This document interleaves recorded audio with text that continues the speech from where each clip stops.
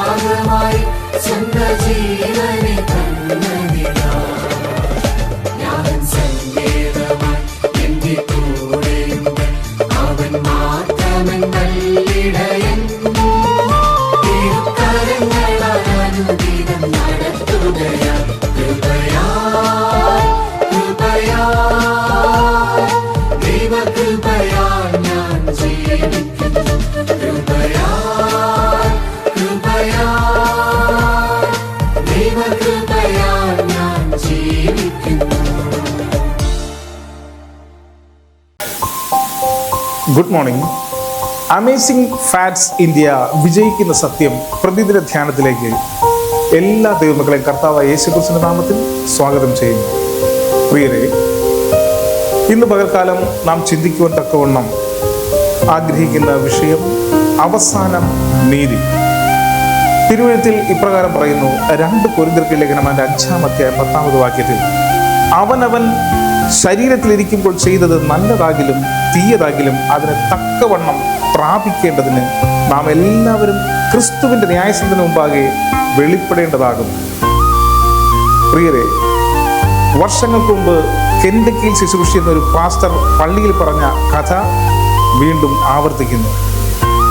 അവൻ കെൻഡക്കിയിൽ ഒരു ഇടയനായിരുന്നു. അവിടെ ഹാർട്സ് കാർൽ ഫാം കുടുംബത്തിലെ ഒരു യൗവനക്കാരനായ മകൻ ഒരു സാമ്പത്തിക കുറ്റകൃത്യം ചെയ്യുകയും ഒരു ന്യായാധിപന് മുൻപാകെ പോകുകയും ചെയ്തു. ന്യായാധിപൻ താൻ കുറ്റക്കാരനാണോ അല്ലയോ എന്ന് പ്രതിയായ യൗവനക്കാരനോട് ചോദിച്ചു. ആ യൗവനക്കാരൻ മറുപടി പറഞ്ഞു, ഞാൻ കുറ്റവാളിയാണ്. യുവാവിൻ്റെ ആദ്യ കുറ്റമായതിനാൽ ജഡ്ജി കുറ്റവാളിയെ കഠിനമായി ശിക്ഷിച്ചില്ല. പാസ്റ്റർ പറഞ്ഞു, ഈ യുവാവ് അന്നു മുതൽ തൻ്റെ പ്രവൃത്തി ശരിയാക്കുകയും നിയമത്തിൻ്റെ മുന്നിൽ ശരിയായ രീതിയിൽ ജീവിക്കുകയും ചെയ്തു. എന്നാൽ പാസ്റ്റർ പ്രതിയായ യുവാവിനെയും അവൻ്റെ ലൗകിക ന്യായാധിപനും തമ്മിലുള്ള ഈ മാറ്റം ഓർത്ത് എഴുതി, നിങ്ങൾ ദൈവത്തിൻ്റെ മുഖത്തേക്ക് നോക്കുമ്പോൾ നിങ്ങൾ കുറ്റക്കാരനാണോ, നിങ്ങൾ കുറ്റക്കാരനല്ലയോ എന്ന ലളിതമായ ചോദ്യം അവൻ നിങ്ങളോട് ചോദിക്കുമ്പോൾ നിങ്ങൾ നിസ്സഹായനാണ്.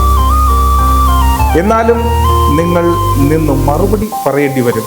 നിങ്ങൾക്ക് മറുപടി പറയുകയല്ലാതെ വേറെ വഴിയില്ല. അതുകൊണ്ട് നിങ്ങൾ മറുപടി പറയണം, കർത്താവേ, ഞാൻ കുറ്റക്കാരനാണ്. ശാശ്വത ന്യായാധിപനായ ദൈവത്തിൻ്റെ മുൻപാകെ ഹാജരാകാതെ ഒരു കൂടിക്കാഴ്ചയിൽ നിന്ന് രക്ഷപ്പെടാൻ ആർക്കും കഴിയുകയില്ല. ഇതുവരെ ജീവിച്ചിരിക്കുന്ന എല്ലാവരും, ഇപ്പോൾ ജീവിക്കുന്ന എല്ലാവരും, ക്രിസ്തുവിൻ്റെ മടങ്ങിവരവിന് ശേഷം വരെ ജീവിക്കുന്ന എല്ലാവരും ഒരു ന്യായവിധിയെ അഭിമുഖീകരിക്കേണ്ടി വരും. സഹസ്രാബ്ദത്തിൻ്റെ അവസാനത്തിൽ സാത്താൻ മുക്തനായതിനു ശേഷം അവനും അവൻ്റെ ശക്തികളും ദൈവത്തിൻ്റെ നഗരത്തെ ആക്രമിക്കാൻ ശ്രമിക്കുമ്പോൾ സംഭവിക്കുന്നത് പലർക്കും ഇത് ആശ്ചര്യമാണ്. തിരുവചനം പറയുന്നത്, വെളിപ്പാട് പുസ്തകം 20-ാം അധ്യായം 11-ാമത് വാക്യത്തിൽ, ഞാൻ വലിയൊരു സിംഹാസനവും അതിൽ ഒരുത്തിന് ഇരിക്കുന്നതും കണ്ടു. അവൻ്റെ സന്നിധിയിൽ നിന്ന് ഭൂമിയും ആകാശവും ഓടിപ്പോയി. പ്രിയരെ, എതിരാളികൾ ഒത്തുകൂടുമ്പോൾ ദൈവം വലിയ വെള്ള സിംഹാസനം വയ്ക്കുന്നു എന്ന് നമുക്ക് അതിൽ നിന്ന് മനസ്സിലാക്കുന്നു. ക്രിസ്തുവിൻ്റെ മടങ്ങിവരവിൽ ജീവിച്ചിരിക്കാത്തവർ അവരുടെ വിധി അറിയുവാനായി ഉയർത്തെഴുന്നേൽക്കും.